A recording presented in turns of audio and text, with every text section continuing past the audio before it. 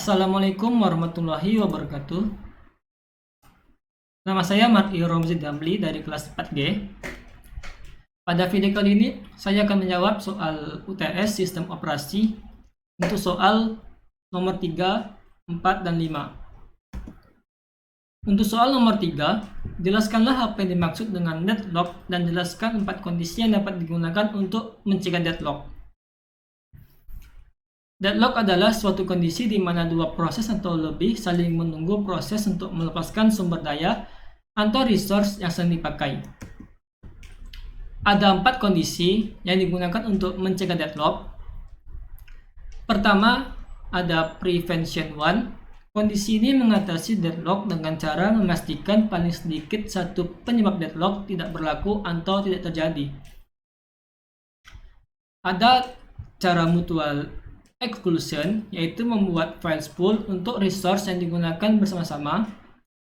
Lalu hold and wait, memaksa sebuah proses untuk melepaskan resource yang dimilikinya ketika meminta resource baru. Kondisi yang kedua, prevention 2, ada dengan cara circular waiting, memberikan penamaan resource berdasarkan urutan atau level, atau no preemption, yaitu membolehkan adanya preemption.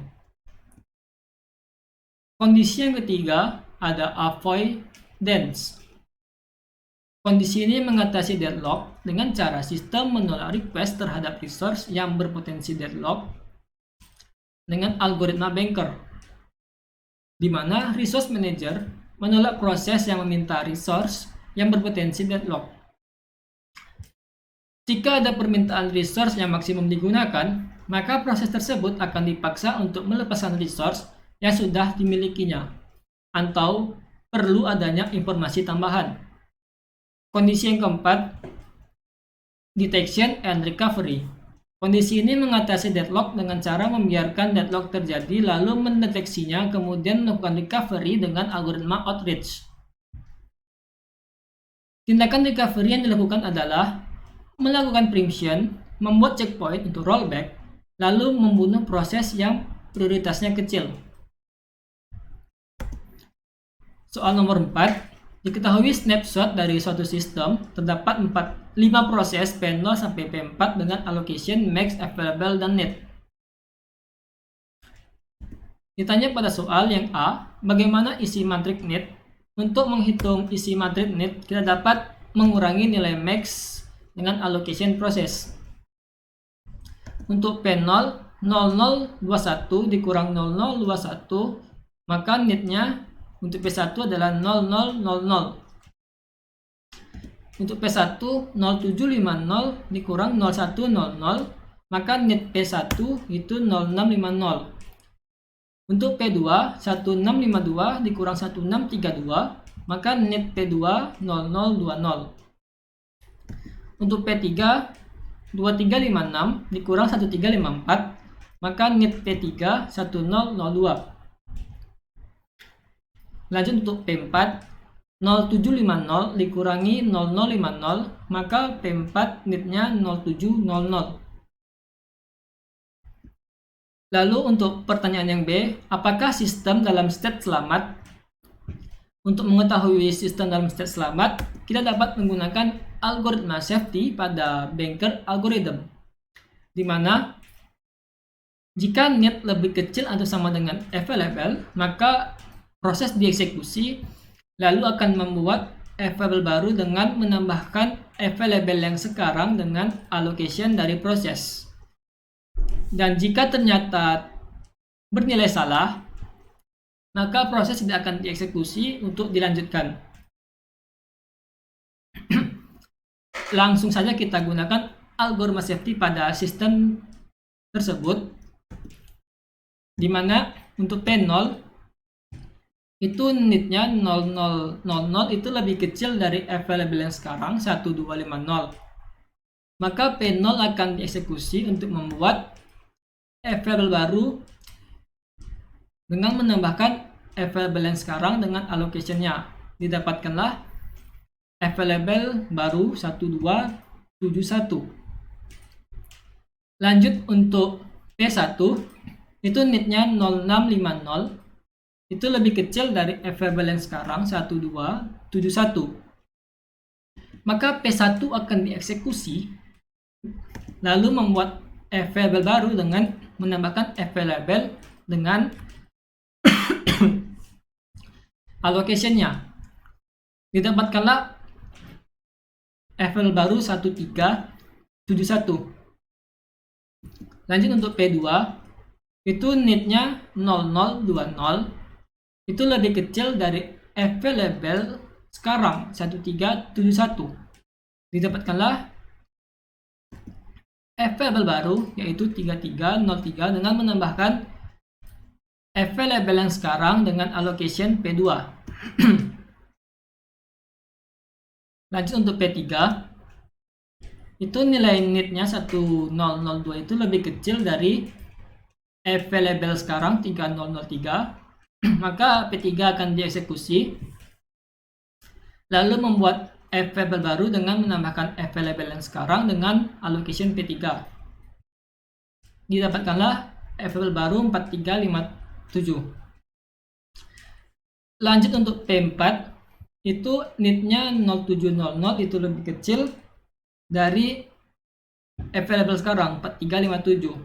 Maka P4 dieksekusi dan membuat available baru dengan menambahkan available sekarang dengan allocation P4.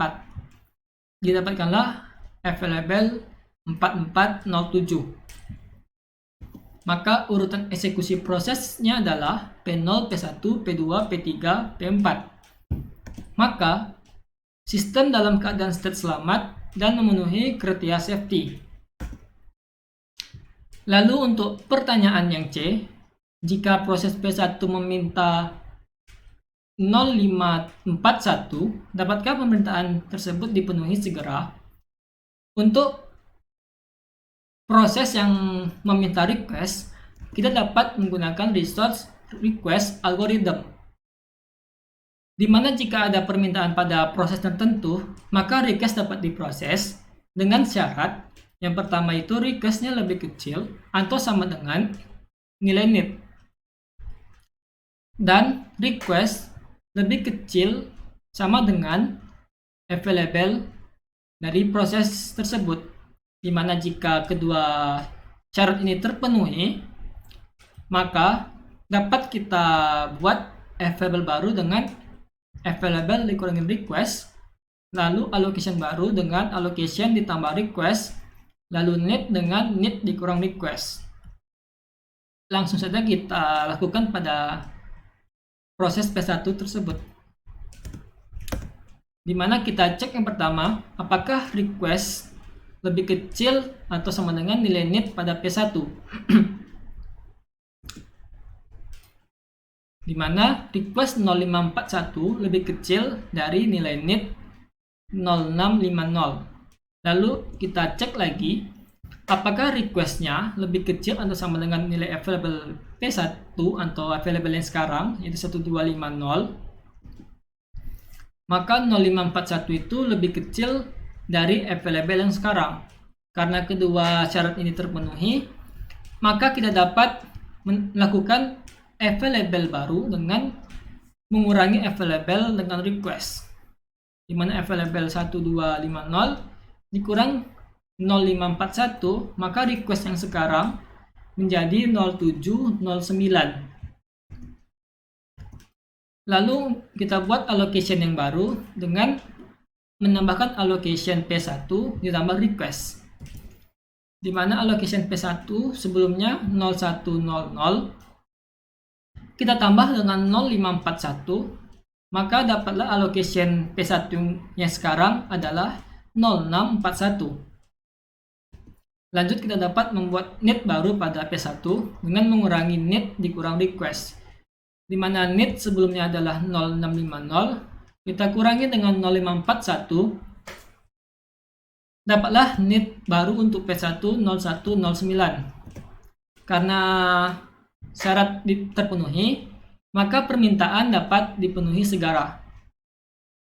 Dimana selanjutnya kita akan melakukan algoritma safety untuk menentukan apakah sistem ini dalam keadaan state selamat, di mana kita akan membandingkan apakah nilai init setiap proses itu lebih kecil atau sama dengan dari nilai available yang sekarang. Untuk P0, initnya 0000 itu lebih kecil dari available yang sekarang 0709. Maka P0 dapat dieksekusi dan membuat avail baru yaitu 0730. Lanjut untuk P1, itu initnya 0109 itu lebih kecil dari available yang sekarang. Maka P1 dapat dieksekusi lalu membuat avail baru dengan available sekarang 0730 ditambah allocation P1 0641, didapatkanlah avail baru 1371. Lanjut untuk P2, nilai initnya 0020 itu lebih kecil dari available yang sekarang. Maka P2 dapat dieksekusi lalu membuat avail baru dengan available sekarang ditambah dengan allocation P2, didapatkanlah avail baru 3003. Lanjut untuk P3, itu nilai initnya 1002 itu lebih kecil dari available sekarang. Maka P3 dapat dieksekusi lalu membuat available baru yaitu available yang sekarang ditambah allocation dari P3, dapatlah available yang baru 4357. Lalu untuk P4, initnya 0700 itu lebih kecil dari available yang sekarang. Maka P4 dapat dieksekusi dan membuat available baru dengan menambahkan available sekarang dengan allocation P4, dapatlah 4407. Maka urutan eksekusi prosesnya adalah P0, P1, P2, P3, dan P4. Maka sistem dalam keadaan state selamat dan memenuhi kriteria safety. Lalu yang terakhir untuk soal nomor 5, ada 4 buah proses yang datang berurutan. Hitunglah waiting time rata-rata dan turnaround time dari keempat proses tersebut dengan menggunakan algoritma SJF, di mana setiap proses itu memiliki arrival time dan burst time-nya masing-masing. Di mana algoritma SJF ini ada dua, ada yang primitif dan non-primitif.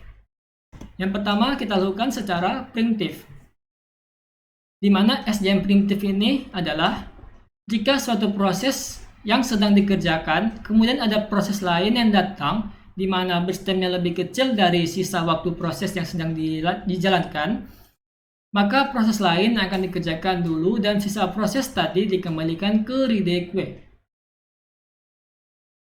Langsung saja kita buat gancarnya, di mana pada arrival time yang ke-0 itu proses P1 masuk dengan burst time 7.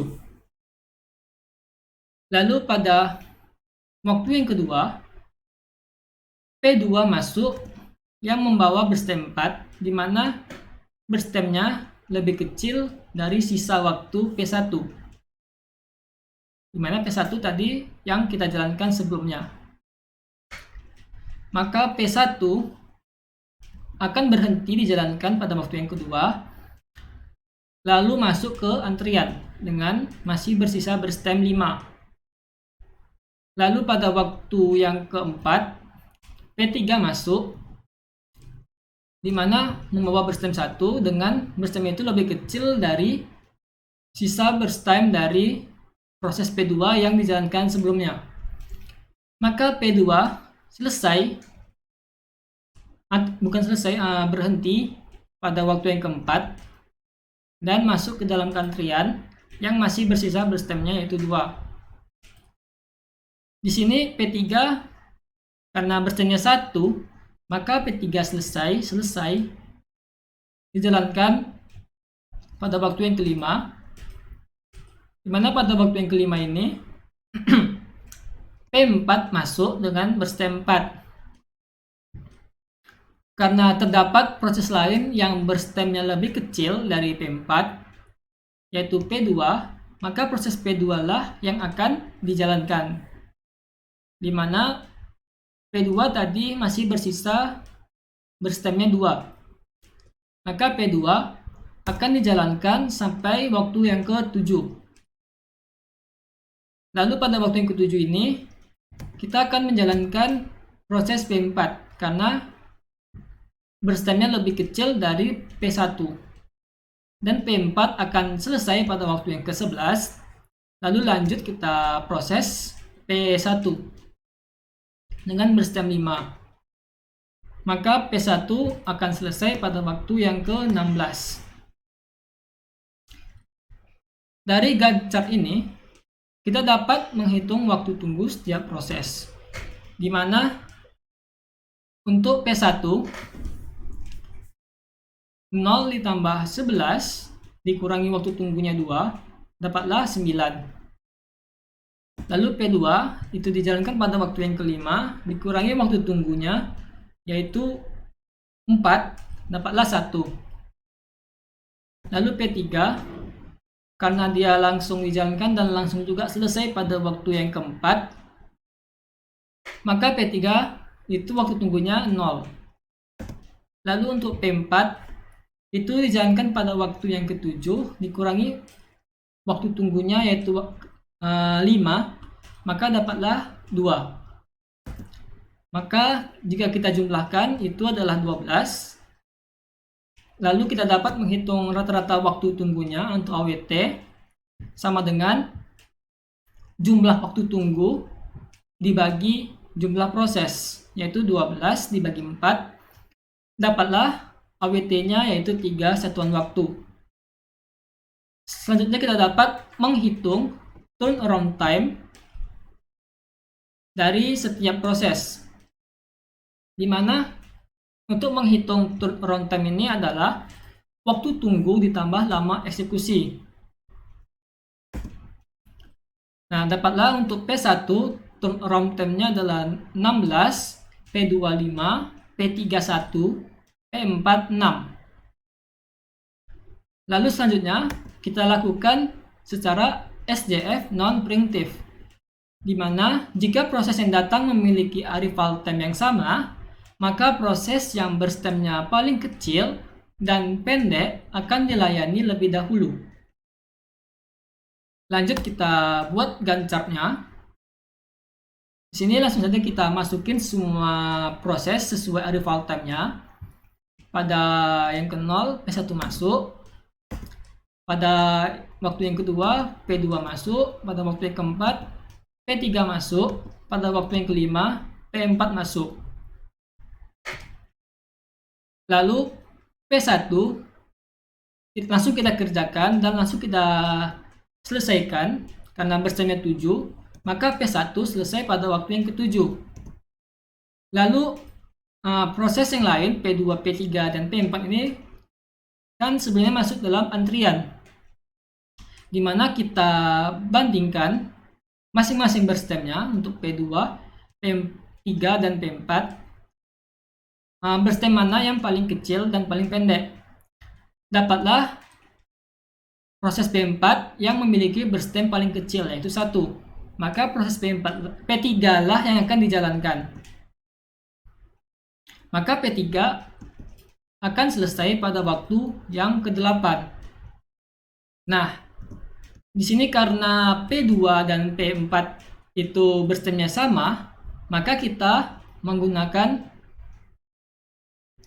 first in, first out, di mana tadinya proses P2 lah yang masuk terlebih dahulu. Maka proses P2 yang akan kita jalankan selanjutnya, bukan P4. Maka proses P2 itu selesai pada waktu yang ke-12. Selanjutnya barulah kita jalankan proses P4 yang selesai pada waktu yang ke-16. Dari Gantt chart ini kita dapat menghitung waktu tunggu. Untuk P1 itu 0 karena langsung selesai. Lalu untuk P2 itu tadi kan dijalankan pada waktu yang ke-8, masuk ke antrian pada waktu yang kedua, maka P2 waktu tunggunya 6. Lalu untuk P3 dijalankan pada waktu yang ke-7, masuk dalam antrian pada waktu yang keempat, maka waktu tunggunya adalah 3. Untuk P4 dijalankan pada waktu 12, dikurangi waktu tunggunya adalah 5, dapatlah 7. Jika dijumlahkan, maka jumlahnya adalah 16. Maka kita dapat menghitung rata-rata waktu tunggu atau AWT, yaitu jumlah waktu tunggu semua proses dibagi jumlah proses. Didapatlah 16 dibagi 4, yaitu 4 satuan waktu. Selanjutnya kita dapat menghitung turnaround time. Sama seperti sebelumnya, yaitu waktu tunggu ditambah lama eksekusi. Didapatlah untuk proses P1 turnaround time-nya 7, P2 10, P3 4, lalu P4 11. Demikianlah penjelasan jawaban soal UTS sistem operasi dari saya. Saya akhiri dengan salam. Assalamualaikum warahmatullahi wabarakatuh.